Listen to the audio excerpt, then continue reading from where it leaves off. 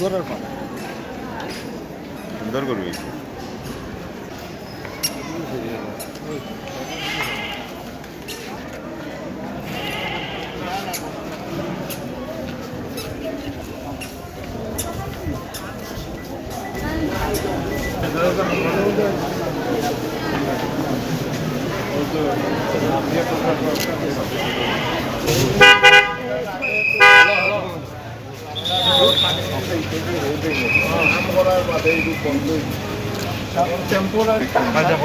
দেখে নিলে স্যার একটু ভালো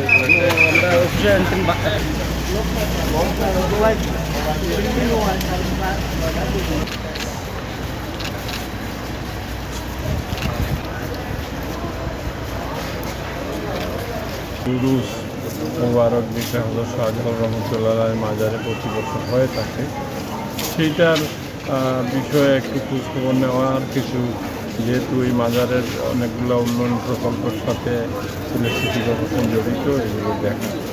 তো এগুলো ওনাকে সাথে নিয়ে আমরা দেখেছি কিছু কিছু সমস্যা আছে। রয়েছে পুরো বাংলাদেশ থেকে শাহজালাল রহমতুল্লাহ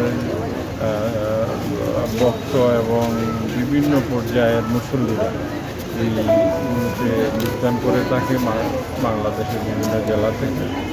এই সময় তো প্রচুর লোক সমাগম হয়। এখন এই লোক সমাগমকে ম্যানেজ করা বা এইখানে যে সমস্ত সমস্যা মাজারের আঙ্গিনায় আছে সেগুলো আমি দেখে গেলাম। ইনশাআল্লাহ এগুলো আমরা সমাধান করব। আর আপনারা জানেন শাহজালাল রহমতুল্লাহ মাজারে আমরা 3-4টা উন্নয়ন প্রকল্প চলমান। তো এগুলো আমরা অচিরে শেষ করব। আশা রাখি এই উরুস মুবারক শাহজালাল রহমতুল্লাহি যারাই যোগদান করবেন তারা শান্তি শৃঙ্খলা বজায় রেখে ধর্মীয় অনুশাসন মেনে আমি বিশ্বাস করি সকলেই এইখানে উরুসে যোগদান করবেন।